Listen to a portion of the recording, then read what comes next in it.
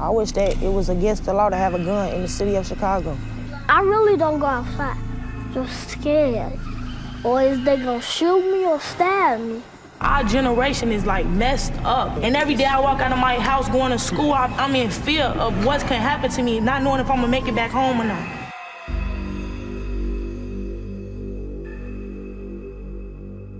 I'm from a place where the skyline light up the city, so pretty that you can lose yourself at the lakefront on a warm summer night. A place rich in history with saints who in the 1960s stood for righteousness in spite of their constant fight for human rights.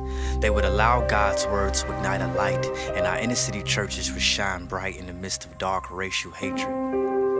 And back then my city needed Jesus. But today he's so vital for the survival of Chicago natives, because the spirit of murder tries to swallow us every summer.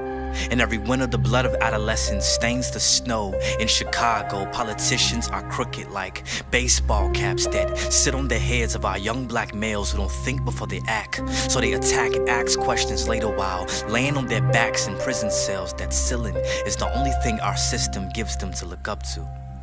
Our public schools is not even fit for the public, so we place our children in juvenile detention centers and center their attention on things that's not beneficial to their souls.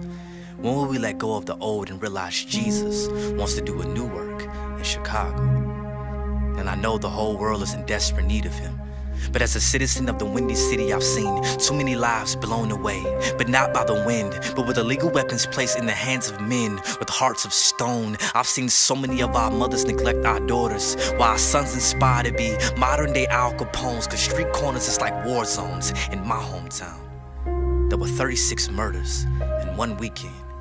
Every victim, the same color skin. It's not a coincidence that Satan attacks the same people with the same thing time and time again. So when will it end? When will we stop allowing sin to enslave our city and let the one who willingly gave his life to set us free come in? Our hearts are wicked, because without the warmth of Jesus' touch, they go colder than our winters. And rejecting Jesus have left us stuck in his same deadly season. And for our loved ones taken by street violence, we can't even have a moment of silence, because police sirens are always at use. Instead of our youth shooting for the stars, they aim at one another. I am not your enemy, I am your brother. The only difference is I accepted our Father into my heart, and he has wrapped me so tight with his love I suffocated with his hug. Died and came back a new man, and he could do the same for any pimp, gangbanger, a thug, if we would just humble ourselves and pray.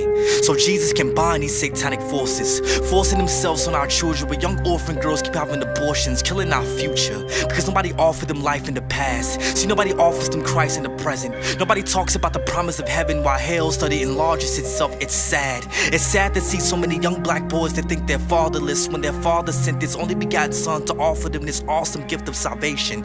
Propitiation took place for all nations with Chicago just don't get it yet. So I'ma get it in, and I'ma speak the gospel to Chicago until gangster disciples become disciples of Christ. Dedicate my life to Jesus so his chained people can hear the freedom he gave me. In my words, serve truth to set them free. Show them love to let them see that Jesus never really left the earth, because he lives inside of me. And he can live inside them too if we give them reason to believe that he's the way, the truth, and the life. So if Christ has given you freedom, when will you offer your city Jesus?